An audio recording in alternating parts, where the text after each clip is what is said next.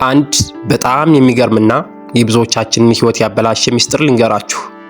ለዓመታት ወላጆቻችን፣ አስተማሪዎቻችን እና ማህበረሰቡ አንድ ትልቅ ውሸት ሲነግሩን አድገዋል። በትምህርትህ ጎበዝ ሁን፣ ጥሩ ውጤት ታምጣ፣ ዲግሪህን ያዝ፣ እናም የተረጋጋ ስኬታማ ሕይወት ትኖራለህ ይሉን ነበር። ይህ ምክር ከ20 እና 30 ዓመታት በፊት በትክክል ይሰራ ነበር።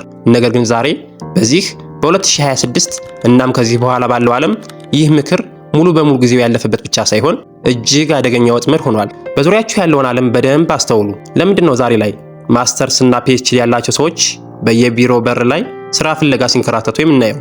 በሌላ በኩል ደግሞ ምንም አይነት መደበኛ ዩኒቨርሲቲ ትምህርት የሌላቸው ነገር ግን ላፕቶፕ እና ኢንተርኔት ብቻ የታጠቁ ወጣቶች በሚሊዮን የሚቆጠር ሀብት ሲያፈሩ፣ ዓለምን ሲዞሩ እና የራሳቸውን የነጻነት ህይወት ሲመሩ የምናየው ለምንድን ነው? ብዙዎቻችን ይህንን ስናይ ስራ ጠፍቷል፣ መንግስት አልሰራለ ወይም ገበያው ተበላሸ ብለን እናማራለን። ራሳችንን የተበደልን አድርገን እናስባለን። ነገር ግን ዛሬ አንድ መራራ እውነት ልነግራችሁ ነው። ዓለም ስራ እያሳጣችን አይደለም።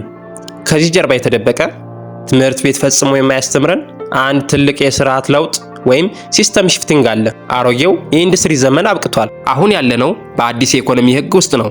አዲሱ ገበያ የምታስታውሰውን መረጃ አይፈልግም፣ ምክንያቱም ያንን ስራ ኮምፒውተሮች በአንድ ሰከንድ ውስጥ ይሰራሉ። ገበያው አሁን እየፈለገ ያለው አዳዲስ የተደበቁና ውስብስብ ክህሎቶችን ነው። ዛሬ በኪንግ ህይወት ልዩና ጥልቅ ማስተር ክላስ ይህን የተደበቀ የዘመኑ ሚስጥር እንፈታለን። በዚህ ቪዲዮ ውስጥ የምንወያይባቸውን 5 ክህሎቶች ከተረዳችሁና ተግባራዊ ካደረጋችሁ በማንኛውም የሥራ መስክ ተወዳዳሪዎችን ጥሎ የማለፍ ልዕለ ኃይል ወይም ሱፐር ፓወር ይኖራችኋል። በተለይ 4ኛውና 5ኛው ክህሎቶች የብዙዎቻችንን አይን የሚከፍቱ እና የድህነት አስተሳሰብ ከስሩ ነቅለው የሚጥሉ ናቸው። ስለዚህ ትኩረታችሁን ሰብስቡ፣ ማስታወሻ ደፍተራችሁን አውጡ እና ቪዲዮውን እስከ መጨረሻው ተከታተሉ። ወደ መጀመሪያውና ከምንም በላይ አጣዳፊ ወደ ሆነው ክህሎት እንግባ። ሁል ጊዜ በየቦታው ኤአይ ስራ ሊያሳጣን ነው የሚል ጩኸት እንሰማለን። እውነታውን ግን ላስረዳችሁ። ኤአይ ወይም አርቲፊሻል ኢንተለጀንስ በራሱ ስራህን አይቀማህም።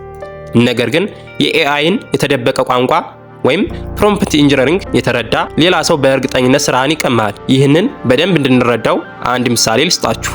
አስቡት፣ 2 ሰዎች አንድ አይነት ሪፖርት ወይም የቢዝነስ እቅድ እንዲያዘጋጁ ተነገራቸው። የመጀመሪያው ሰው ባለው ባህላዊ ልማድ ጎግል ላይ ይፈልጋል፣ መጽሐፍ ያነባል፣ ጽሑፍ ይጽፋል፣ ይሰርዛል። ይህን ስራ ለመጨረስ ሙሉ 5 ቀናት ይፈጅበታል። ሁለተኛው ሰው መረጃ መፈለግ ላይ ጊዜውን አያጠፋም። ይልቁንም ለኤአይ ትክክለኛውን ጥልቅና ዝርዝር የሆነ ትዕዛዝ ወይም ፕሮምፕት ይሰጠዋል። ይህንን የቢዝነስ እቅድ ከዚህ ኢላማ ደንበኛ አንጻር በዚህ ቃና ጻፍልኝ ብሎ ያዘዋል። በ10 ደቂቃ ውስጥ ከሰው ልጅ አስተሳሰብ በላይ የሆነ ጥራት ያለው ስራ ያገኛል። አያችሁ፣ የዘመኑ ትልቁ ሚስጥር መረጃ ማግኘት ላይ አይደለም። ትልቁ ሚስጥር ለማሽኑ ትክክለኛውን ጥያቄ ጠይቆ ማሽኑን እንደ የራስ ሰራተኛ ማዘዝ መቻል ላይ ነው። ይህ ሌቨሬጅ ወይም የኃይል ማባዣ ይባላል። በ2026 አንድ ጽሑፍ መጻፍ፣ ኮድ ማድረግ ወይም ዲዛይን መስራት ክህሎት አይደለም። ክህሎቱ ያንን የሚያደርገውን ማሽን በብቃት መምራት ነው። ቴክኖሎጂን አገልጋያችሁ ካላደረጋችሁት ነገ እናንተ የቴክኖሎጂው አገልጋይ መሆናችሁ አይቀርም። አሁን ወደ ሁለተኛውና እጅግ ወሳኙ ክህሎት እንመጣለን። ለምንድን ነው አብዛኛውን ጊዜ በትምህርት ቤት መካከለኛ ውጤት የነበራቸው ተማሪዎች በመጨረሻም እጅግ በጣም ብልህ የነበሩትን የክፍላቸውን አንደኞች ቀጥረው የሚያሰሩት? በስራ ቦታስ ቢሆን ለምንድን ነው ብዙ የሚሰራውና ስራውን ጠንቆ የሚያውቀው ሰው ሳይሆን ሌላ ብዙም እውቀት የሌለው ሰው እድገት የሚያገኘው? ይህ ጥያቄ ብዙዎቻችንን ያበሳጭናል። ነገር ግን ከዚህ ጀርባ ያለውን የሰው ልጅ ስለንቦና እውነት ካልተረዳን ህይወታችን ሙሉ ስናማርን እንኖራለን። ሚስጥሩ ያለው ስሜታዊ ብልህነት እና በስራ ቦታ ባለው የኃይል ሚዛን ላይ ነው። ማሽኖች ከእኛ በሺህ እጥፍ ፈጣንና ብልህ በሆኑ ቁጥር ፈጽሞ ሊያደርጉት የማይችሉት አንድ ነገር እጅግ በጣም ውድ እየሆነ መጥቷል። እሱም የሰው ልጅ ስሜት መረዳት ነው። የቱንም ያህል በስራህ ጎበዝ ብትሆን ኮምፒውተርህን አቅፈህ ከሰዎች ጋር መስማማት ካልቻልክ አሁን ባለው የገበያ ስርዓት ውስጥ ምንም ዋጋ የለህም። በቢሮ ውስጥ ስትሰሩ ትልቁ ስህተት ስራዬን በደንብ ከሰራሁ አለቆች አይተው ያሳድጉኛል ብሎ ማሰብ ነው። ይህ የዋህነት ነው። በእውነተኛው ዓለም ውስጥ ሰዎች ውሳኔ የሚያሳልፉት በሎጂክ ሳይሆን በስሜት ነው። አንድ የንግድ ስምምነት ወይም እድገት የሚሰጠው በወረቀት ላይ ባለው ስሌት ብቻ ሳይሆን ሰዎች በአንተ ላይ በሚያሳድሩት የመተማመን ስሜት፣ አንተ ስትኖር በሚሰማቸው መረጋጋት እና ማህበራዊ ተቀባይነት ላይ ተመስርተው ነው። የሰዎችን የተደበቀ ስሜት፣ ምቀኝነት ወይም ፍርሃት ማንበብ ትችላለህ። ሰዎች ወደ አንተ እንዲሳቡ ማድረግ ትችላለህ። እውነተኛው የኃይል ቁልፍ ያለው እዚህ ላይ ነው። ወደፊት ተፈላጊ የሚሆኑ መሪዎች አዛዦች ሳይሆኑ የሰዎችን ልብ የሚያነቡ አስተሳሳሪዎች ናቸው። በሶስተኛ ደረጃ የምናገኘው ውስብስብ ችግሮችን የመፍታት ክህሎት ነው። ሰሞኑን ትላልቆቹ የዓለማችን ኩባንያዎች እንደ ጉግል እና አፕል ሰራተኞችን ለመቅጠር የዩኒቨርሲቲ ዲግሪ ግዴታ መሆኑን ለምን እንዳቆሙ ታውቃላችሁ?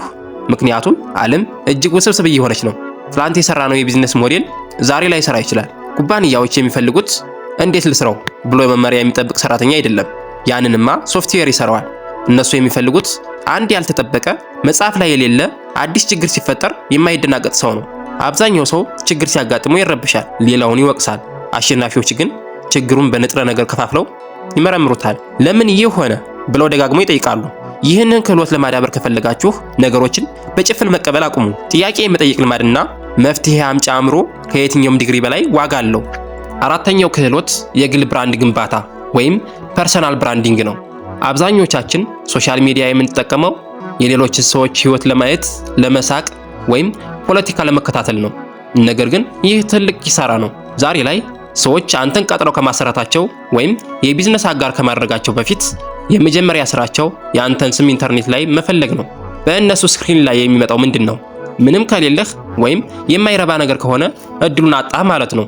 በዚህ ዘመን ምርጥ ችሎታ ኑሮህ ማንም ካላወቀህ ልክ እንደሌለህ ነው የምትቆጠረው። ዕውቀትህን፣ የምታነበውን መጽሐፍ፣ የሰራኸውን ስራ በማህበራዊ ሚዲያ ማካፈል አለብህ። ሰዎች ስላንተ ሲያስቡ ወደ አእምሯቸው የሚመጣው ምስል ምንድን ነው? ይህንን የማይታይ የዲጂታል ገጽታን መቆጣጠር የወደፊቱን የገቢ ምንጭህን መቆጣጠር ማለት ነው። በመጨረሻም የህይወታችሁን አቅጣጫ ወደሚያስቀይረው አምስተኛውና ወሳኙ ክህሎት ደርሰናል። የገንዘብ ብልህነት ወይም ፋይናንሻል ሊትሬሲ።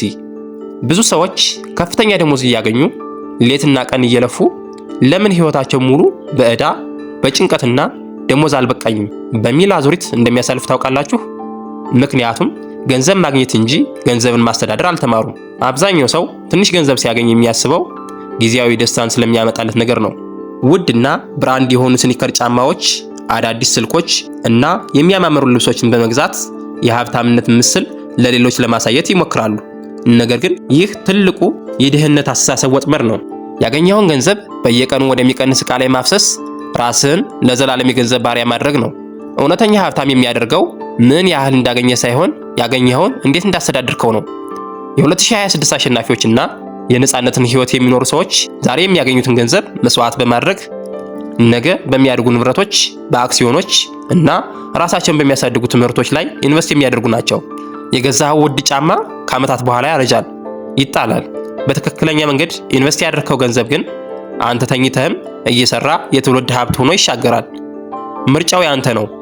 ለአጭር ጊዜ ፉከራ ትኖራለህ ወይስ ለዘላለም ነጻነት ትገነባለህ? የኪንግ ህይወት ቤተሰቦች፣ ዓለም በፍጥነት እየተለወጠች ነው። አሮጌው አስተሳሰብ ዛሬ አይሰራም። ከነዚህ 5 የተደበቁ ክህሎቶች ከዛሬ ጀምሮ ህይወታችሁ ላይ ተግባራዊ ማድረግ የወሰናችሁት የትኛውን ነው? የሰዎች ስሜት መረዳት ወይስ የገንዘብ ብልህነት? ውሳኔያችሁን እና ሐሳባችሁን ከታች ኮሜንት ላይ ጻፉልኝ። ይህ ጥልቅ ትንታኔ አይናችሁን ከከፈተውና ጠቃሚ ሆኖ ካገኛችሁት ቪዲዮን ላይክ ማድረጉን አትርሱ። ህይወታችሁን ወደ ተሻለ የንጉስ ከፍታ የሚወስዱ አስተሳሰብን የሚቀርጹ መሰል ምስጢሮችን በየሳምንቱ ለማግኘት ቻናላችንን ሰብስክራይብ ያድርጉ። ህይወታችሁን እንደ ንጉስ ምሩት። በቀጣይ ቪዲዮ እስከምንገናኝ ሰላም ቆዩን።